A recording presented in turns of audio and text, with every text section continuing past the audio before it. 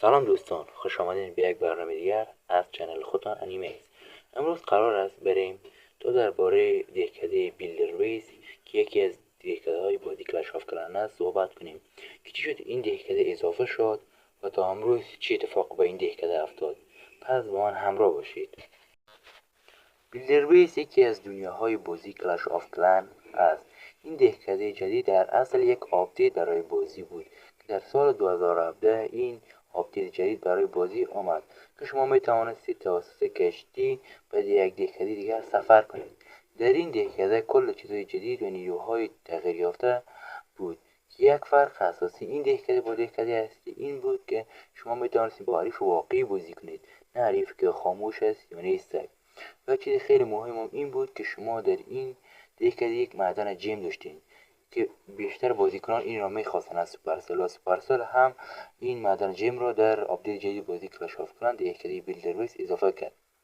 شما میتوانید سه ساختمان اصلی یعنی توپ، خانپارنده و برج کماندر را در دهکده اصلی مثل و دهکده جدید که در همون دهکده شب بود هم آمد. و راستی این که شما اگر در دهکده می بردید یا می باختید فرق نمیکرد، باز هم پول در می آوردید و یک رابطه اکسیر هم اضافه شد. اما با همین اینها این چیز هم باز هم خسته کننده شد و این فقط آپدیت بازی برای بیلدرویس بود، چون شرکت تمرکز زیادی روی دهکده اصلی داشت نه بیلدرویس. تا حالا بازیکنان برای دست آوردن کارگر ششم بازی میکردن، اما بعد از این دیگه ولش کردن و اصلا دلیل نیست که بازیکنان دهکده بیلدرویس ارتقا بدهید که بازیکنان خیلی این معدن رو میخواستن و کل چیزای دیگه هم که هستن. و این دهکده جدید با تمام چیزاش خیلی خوب بود، اما بعد کلاد داشت این دهکده. حالا شاید بگه چی بود؟ دهکده فقط توانست فقط یک سال مقاومت کنه، یعنی از سال 2017 تا سال 2018 که بعد از این سال دهکده داشت خسته کن میشد. یعنی شما اگر دهکده اصلی بازی میکردین نمیخواستید دهکده قدیمی بازی کنین، چون دهکده بیلدرویس دیگه اونقدر محبوبیت خود نداشت.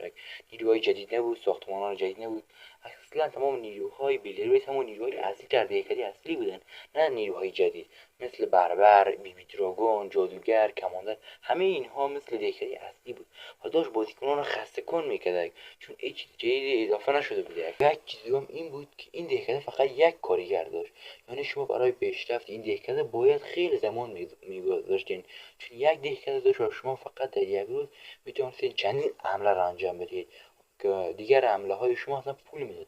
و یک چیز دیگه هم که از که در این دهکده اگر شما در نبرد میباختید به شما هیچ پولی دریافت نمیکردین و اینها هم بسیار خسته کن بود برای کسی دیگه.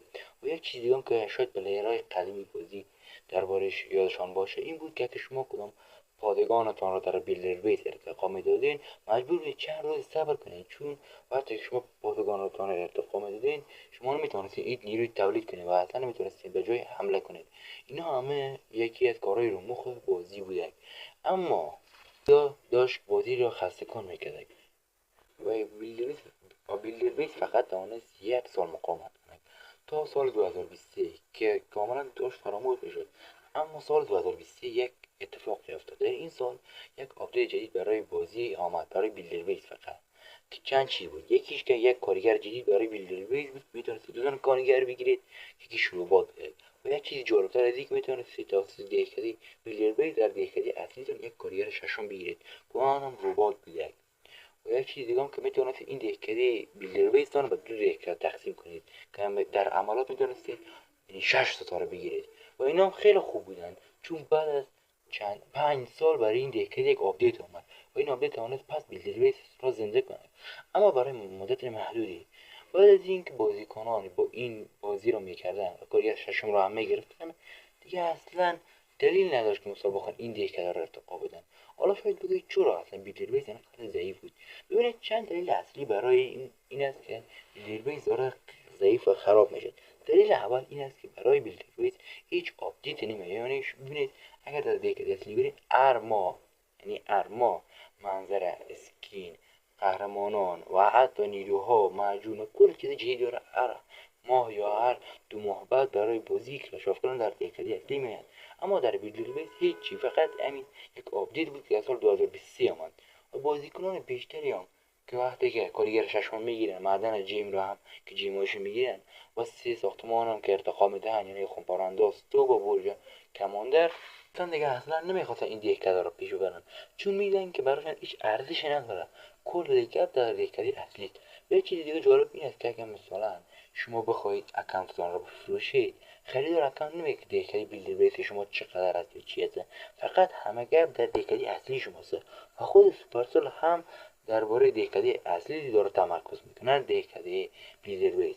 و وقتی هم که بیلدر بیس خیلی ضعیف شد و سوپرسل دید که اصلا بیلدر بیس تعداد بازیکناش کمتر و کمتر شده میگیره در سالهای بعد از 2018 دیگه نخواست اصلا برای این آپدیت بدهد و گفت ولش کن دیگه، اصلا تمام تمرکز شرکت سوپرسل و سمت دهکده اصلی است که چند وقت بود مثال 2023 یا 2024 یک آپدیت جدید اومد که همین کلان کپیتال است، یعنی جنگ قبیله ها است، پایتخت قبیله است.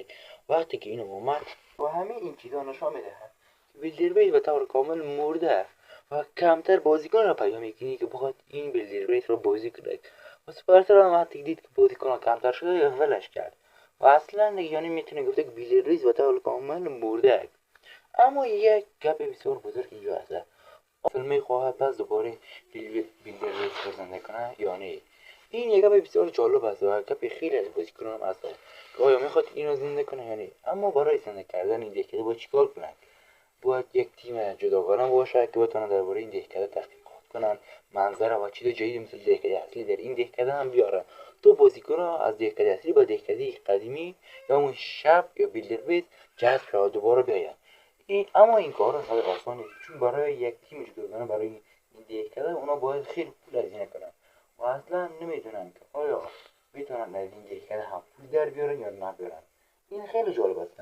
و یک گپ دیگه از بازیکن این است که آیا این دهکده خواهد حذف شد یا مانده یا شاید بماند.